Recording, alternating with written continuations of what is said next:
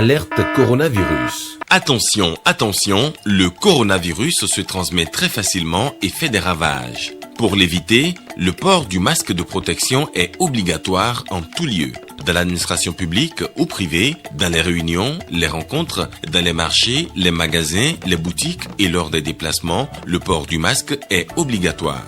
Même dans les lieux privés, dès lors que l'on n'est pas seul, le masque doit être le fidèle compagnon. Mais attention, le port de masque de protection ne dispense nullement d'appliquer les autres mesures de prévention, notamment le lavage des mains à l'eau et au savon et l'observance de la distance de sécurité sanitaire d'au moins 1 mètre entre personnes. Enfin, s'abstenir de porter des gants en vue du lavage régulier des mains à l'eau et au savon ou de l'application de gel hydroalcoolique. Pour tout savoir sur l'épidémie du coronavirus au Bénin, rendez-vous sur le site web www.gouv.bj/coronavirus. Ceci est un message du gouvernement de la République du Bénin. Bonsoir, bienvenue au Journal des Régions. On démarre avec le Parlement et notamment avec la 3e session extraordinaire de l'Assemblée nationale au titre de 2020. Elle a eu lieu hier lundi. Le projet de loi portant création, organisation et fonctionnement des entreprises publiques en République du Bénin a été adopté à cette occasion. Dieu m'aviez nous. La 3e session extraordinaire du Parlement au titre de 2020 a démarré ce lundi avec l'adoption à l'unanimité de la loi portant création, organisation et fonctionnement des entreprises publiques en République du Bénin. Il s'agit d'un projet de loi qui fusionne et corrige les insuffisances et rigidités identifiées dans 3 anciens textes jusque-là en vigueur. La loi du 26 avril 1988 relative à la création, à l'organisation et au fonctionnement des entreprises publiques et semi-publiques, de la loi du 6 août 1992 portant détermination des principes fondamentaux des dénationalisations et des transferts de propriété d'entreprises du secteur public au secteur privé, et enfin de la loi du 20 juillet portant création, organisation et fonctionnement des offices à caractère social, culturel et scientifique en République du Bénin. En 1997, la décision communautaire a suggéré qu'il y ait uniformité pour que toutes les sociétés d'État, toutes les entreprises publiques soient gérées sous le même statut, sous le même régime que les entreprises privées. C'est la volonté du gouvernement à faire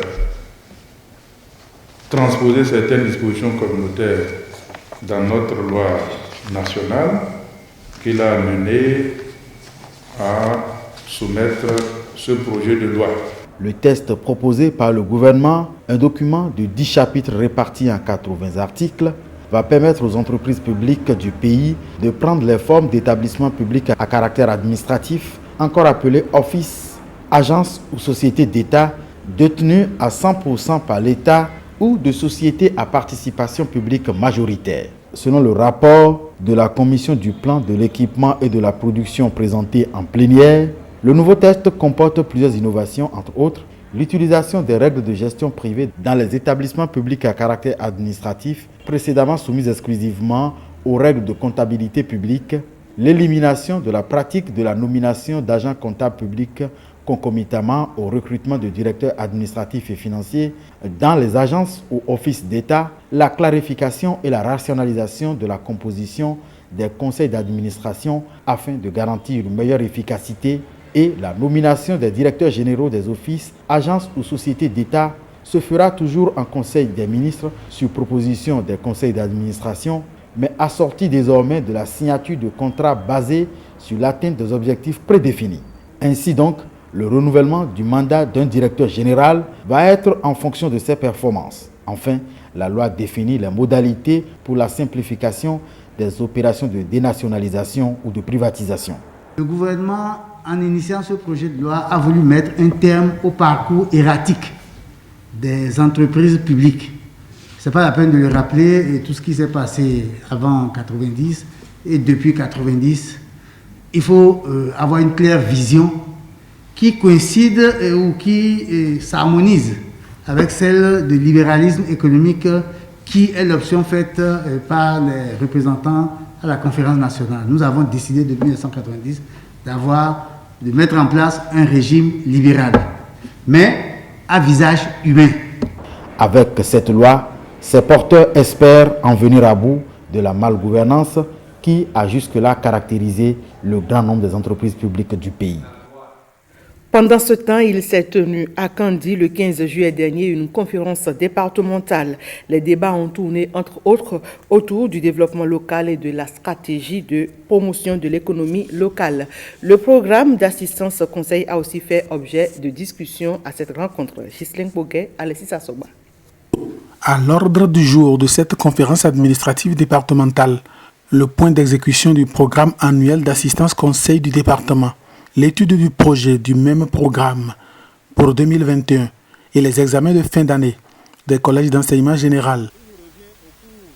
De cette réunion, d'évaluer la performance de cette activité. Cette analyse se fera au 30 juin 2020. Au même moment, nous allons essayer de voir avec vous les difficultés qui ont jalonné le processus de mise en œuvre du PAC 2020. Naturellement, ensemble, nous allons ébaucher, n'est-ce pas, quelques pistes de solutions pour nous permettre de jouer pleinement notre rôle. Dans le secteur de l'enseignement, la pandémie à Covid-19 a ralenti les choses. Les activités n'ont pas encore bien évolué dans leur exécution et c'est tout juste dû à la pandémie. Actuellement, nous sommes à un taux d'exécution physique de 24%, mais pour un taux financier de 0. À la direction départementale du plan et du développement, il est prévu pour l'année 2020 l'analyse des programmes du développement communal, le MS Project, un outil de planification, de suivi et d'évaluation des projets-programmes, l'appui aux communes pour l'installation d'une base de données au format DevInfo et l'accompagnement des communes dans la définition d'une stratégie de promotion de l'économie locale. 4 activités dont la mise en œuvre pourrait être freinée par des difficultés. Les premières difficultés sont relatives aux moyens roulants. Nous gérons 2 départements, nous n'avons qu'un seul véhicule. Le préfet a promis le programme annuel d'assistance conseil 2021. Et vous le savez, le baccalauréat session de juillet 2020 a cours au Bénin depuis hier lundi. Dans le département du Koufo, 3508 candidats sont inscrits à cet examen. Et le préfet Christophe Megwedi a officiellement lancé les épreuves au CG d'Aplaroui. Plusieurs autorités politico-administratives du Koufo étaient à ses côtés. On écoute le préfet à cette occasion. On a lancé donc les épreuves. On a commencé par travailler. Et bien sûr, dans un contexte que vous connaissez très bien, nous avons embrassé sérieusement les gestes barrières, à savoir que les enfants disposaient de lavage des mains, il y avait gel hydroalcoolique, chacun d'eux avait porté donc son masque. Ce qui est intéressant, nous remercions le gouvernement pour cela. Nous remercions aussi les partenaires au développement qui nous ont envoyé beaucoup de dispositifs de lavage des mains pour que les enfants se portent bien pendant la composition et qu'ils ne viennent pas ici pour se laisser contaminer. Nous avons souhaité une très bonne chance. Nous avons dit de ne pas paniquer parce que un examen, c'est comme ce qui se passe en classe. Il faut se calmer, ne pas paniquer et affronter les épreuves. Nous avons demandé de lire et relire donc les questions qui seront posées, bien sûr les épreuves, et à la fin, de se permettre de lire et relire son chef-d'œuvre, parce que c'est le moment de corriger les petites fautes. Je sais qu'ils vont réussir massivement, je sais. Grâce à Dieu, ils vont réussir, et je sais qu'ils ne vont pas paniquer. Je leur souhaite une très bonne chance. Alerte coronavirus. Attention, attention, le coronavirus se transmet très facilement et fait des ravages. Pour l'éviter, le port du masque de protection est obligatoire en tout lieu. Dans l'administration publique ou privée, dans les réunions, les rencontres, dans les marchés, les magasins, les boutiques et lors des déplacements, le port du masque est obligatoire. Même dans les lieux privés, dès lors que l'on n'est pas seul, le masque doit être le fidèle compagnon. Mais attention, le port de masque de protection ne dispense nullement d'appliquer les autres mesures de prévention, notamment le lavage des mains à l'eau et au savon et l'observance de la distance de sécurité sanitaire d'au moins 1 mètre entre personnes. Enfin, s'abstenir de porter des gants en vue du lavage régulier des mains à l'eau et au savon ou de l'application de gel hydroalcoolique. Pour tout savoir sur l'épidémie du coronavirus au Bénin, rendez-vous sur le site web www.gouv.bj/coronavirus.